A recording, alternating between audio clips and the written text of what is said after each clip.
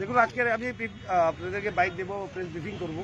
সেটা 13 তারিখে যে মিটিং হওয়ার কথা ছিল, যে কার্যক্রমের কথা ছিল আস্তরণ ময়দানে, সেটা সম্বন্ধে সেটা সীমিত একটা প্রেস ব্রিফিং। এবং গতকাল সন্ধ্যার সময় আমরা মন্ত্রীরা, এমএলএরা মুখ্যমন্ত্রীর হাউসে যাই, সিএম হাউসে যাই, ওনার সাথে আলাপ করি। ওনাকে আমরা অনুরোধ করেছি মন্ত্রী এমএলএর পক্ষ থেকে গতকাল সন্ধ্যাবেলা 13 তারিখে যে কার্যক্রমটা হওয়ার কথা ছিল আস্তর ময়দানে, সেটা আর প্রয়োজন নেই, সেটা না করাই ভালো। উনি আমাদের আবেদন রেখেছেন।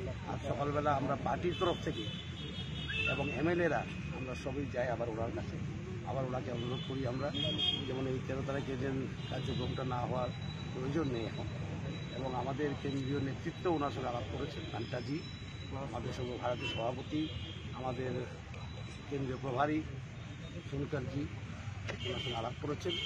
এবং আমাদের মাননীয় মুখ্যমন্ত্রী তিনি আমাদের আবেদন রেখেছেন, উনিও বলেছেন যে কোনো প্রয়োজন নেই, এটা আমরা বলেছি। এবং এই জন্য আমি বলতে চাই যে 13 তারিখে যে কার্যক্রম হওয়ার কথা ছিল আস্তর ময়দানে, সেটা এখন হবে না, করার দরকার নেই। এবং আমরা ধন্যবাদ জানাই মুখ্যমন্ত্রীদের, আমাদের আবেদন তিনি রেখেছেন, এই জন্য আমরা ধন্যবাদ জানাই। এতটুকু আজকে বলা, 13 তারিখের কার্যক্রমের এখন প্রয়োজন নেই।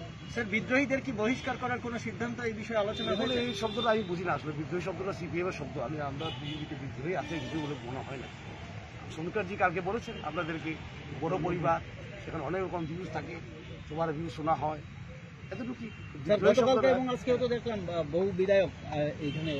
দেখুন, আপনার ভুল করছেন জিনিসটা। This is not show strength. শো স্ট্রেংথের ব্যাপারই নাই বিজেপিতে। আমরা বিজেপিতে শো স্ট্রেংথ করি না, ঠিক না? 13 তারিখের যে কার্যক্রম হবে, সেটা হবে কি হবে না, মুখ্যমন্ত্রীকে আবেদন করার জন্য আমরা এসেছি। এটা কোনো শো স্ট্রেংথের ব্যাপার না। বিজেপিতে এভাবে শো স্ট্রেংথ হয় না। হয়তো আপনারা অভ্যস্ত নাই, বিজেপিকে দেখেছিলাম, আমরা এভাবে শো স্ট্রেংথ করি না। আমরা সংগঠন তৈরি করে আমরা সেটাই ফলো করি। কেন্দ্রীয় নেতৃত্ব যা বলে তাই আমরা ফলো করি।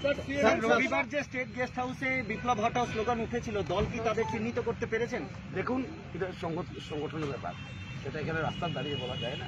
এবং আমাদের যে রাজ্য সভাপতি আছেন, যদি উনি বলতে চান এই বিষয়ে, উনি বলবেন বলে। স্যার, সিএম এর ঘোষণা কি সরকার কিংবা দলকে না জানিয়ে করেছিলেন ব্যক্তিগতভাবে?